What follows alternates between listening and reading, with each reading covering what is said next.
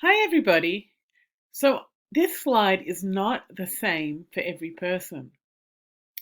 Some of you have a slide with pictures in it, just like we've done previously, and some of you have a plain slide.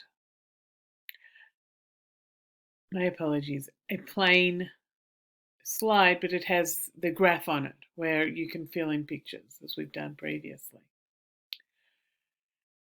Your partner, who I assigned you, has a different slide to you. So if you have a slide with pictures on it, it's your job to give directions to your partner, who will draw it into their slide.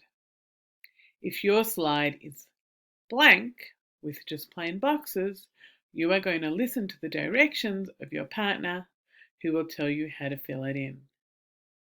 Once you have done this, you can compare your slides. Have fun!